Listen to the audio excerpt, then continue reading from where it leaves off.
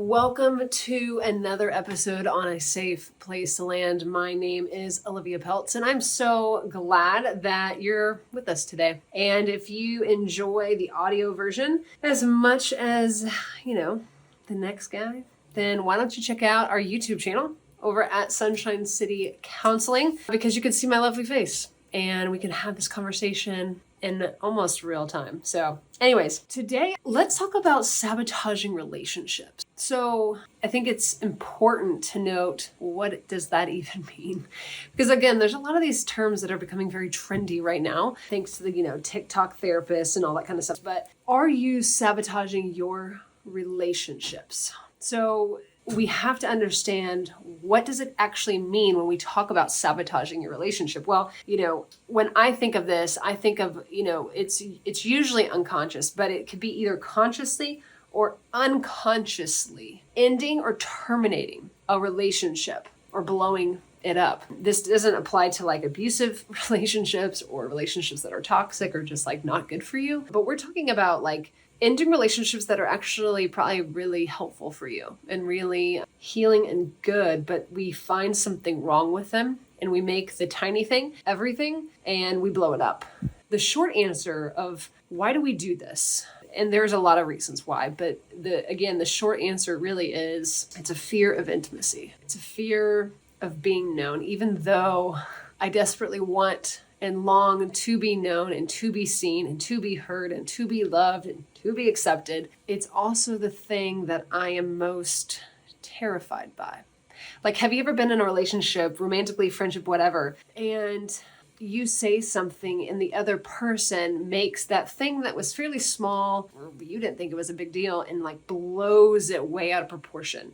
And then in a weird way projects it back onto you as you're the reason why this is not working. And you're like, what's actually happening is not so much that you did or said or whatever, right? It actually has probably more to do with the fact that that person felt so seen by you and probably felt so close to you. It scared the crap out of them. Because for people who typically sabotage relationships, with it being an overarching kind of understanding of a fear of intimacy, it always stems back to their attachment style. And typically we find that folks who sabotage on the reg usually have more an avoidant attachment style. And this usually, again, sweeping statements here, so, don't at me, but usually because even though there's such a deep and heavy longing to be accepted, to be known, to be seen, and to have intimate relationships, it's also wildly terrifying, largely due to how they grew up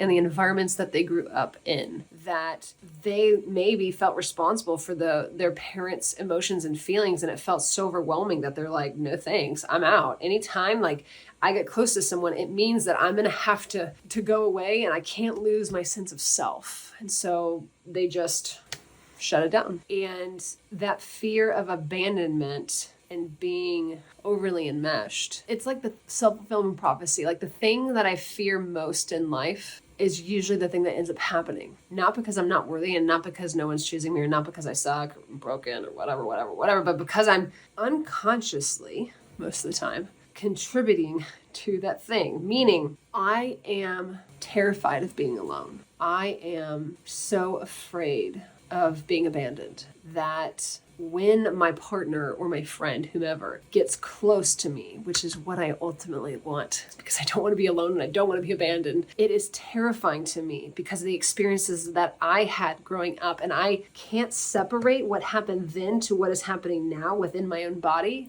And so I find a reason to remove myself or to go back into the cave or to run away or to throw a grenade in the middle of it and blow the relationship up. Not because that person sucks, or because that person was mean, or because that person doesn't get me, but because they probably get me too much. And so the thing that I'm most afraid of being alone and being abandoned, actually happens because of the ways in which that I contributed to that. And because ultimately of my own fear of intimacy, of closeness. And it just becomes a loop, because then I say, see, I'm not good with relationships. See, I can't have healthy relationships. See, I can't do this. I'm not that. No one chooses me, blah, blah, blah, blah, blah. It's there might be threads of those statements that have truth, but the whole overarching narrative is junk. It's because you're terrified of getting close to someone. And why? Because of your primary parents, your primary caregivers, and the ways in which that you perceived and received love and affection from them, and combined with your kind of holding environment or your first kind of experiences to people. And so, assuming that we all can agree that sabotaging relationships is no good, why is it an issue? Well, it's like, well, for starters, you will suffer from having very few intimate relationships. Like, there will be an extreme lack of relationships. And this is also like a big warning sign that I tell folks when they're talking about dating someone, or, in the beginning stages of getting to know someone, of, talk to me about your relationships, your friendships. And if they don't have like a few long-standing, long-term friendships, you should probably ask some questions a lot, because that is a marker of health, can be, in terms of if they have no friends from their past, assuming there's not like drug addiction or any of that kind of stuff. But like, generally speaking, if there's not some history of having a few friends long-term wise, then it's like, okay, then we need to ask some deeper questions of like, why do you not have any relationships that are more than 1 year or more than 2 years? It might be because they struggle to allow people to get close to them. Not because they're broken, not because they don't want it, but because the prospect of that is so terrifying. Because they might become enmeshed, they might lose themselves. The other person's feelings would feel too much, and they don't know what to do with that. So why is sabotaging relationships an issue? One, you have a lack of intimate or close relationships. I think another reason is that you're never fully known, and that creates a deep longing and a deep loneliness within you. It also helps for you to perpetuate that narrative that no one ever chooses you, that you're unlovely, that you're unlovable, that you're whatever, right? And that's not the total truth. But sabotaging relationships is an issue because you have a lack of intimate relationships, because you're never fully known, and truthfully, because you struggle to tolerate closeness. And this all goes back into your attachment style. And maybe being a pretty strong avoider. Because think about it, like, if I grew up in an environment where the weight of my parents' emotions were constantly on me, that I was tasked with having to push in the right key code to make sure that mom didn't get mad or didn't explode, or that dad, wouldn't hit someone, or dad wouldn't do X, Y, or Z, that is crushing. And that's a huge weight on a 5, 6, 7, 8-year-old, Or conversely, if that little person is feeling a lot of feelings and mom or dad are just like not into it, and they're like shutting it down, or like suck it up, dry your tears up, kind of thing, or like go to your bedroom and figure it out. And then when you have a happy heart, you can come back out here. That creates a type of messaging that your emotions are actually too much, that I need you to remove yourself to deal with those on your own. And when you have that figured out, which is wild for a 5-year-old, when you have that figured out, then you are presentable and you can come back to me. And so it creates this distancing from what you're feeling. And the analogy that I love to use is we take ourselves into the very back of the cave. And if we're not careful, we get stuck there. And a lot of us get stuck there. And so we have to be able to understand that what happened then is not necessarily the same thing that's happening now.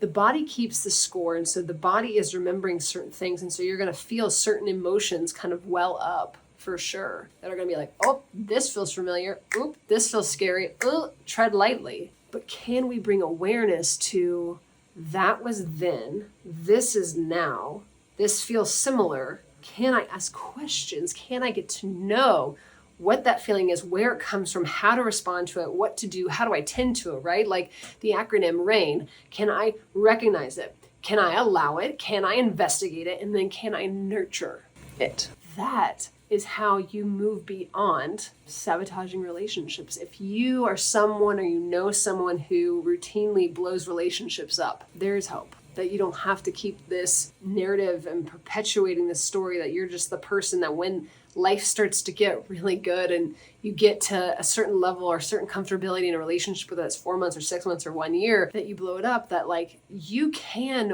work to become someone different. And that's the work of therapy, and that's the work of understanding our relational styles. And that's the work of understanding your avoidant and attachment style and what triggers you and what do you do with those feelings so that you don't have to keep perpetuating this narrative that isn't true. That your desire to belong and to be close while also not losing yourself in another person, while also not feeling suffocated by someone else, is a good thing. And you can find deep, intimate relationships with people who are safe, who love you, who will continue to give you space to be you. But there has to be a level of safety in the relationship, and there has to be an understanding of this is what happened then versus this is what's happening now. And what do we do with those feelings? Well, we could keep talking about this probably for a long time, but I hope that was helpful. As always, if you found any sense of helpfulness from this, please share it to your friends, to your family, subscribe to the YouTube channel, subscribe to the podcast channel, and leave some comments. I would love to know, what this kind of stirs up in you and what it brings up in you and what questions you guys have. We're going to be doing a Q&A in the new year. So bring in your questions. As always, thanks so much, you guys. See ya.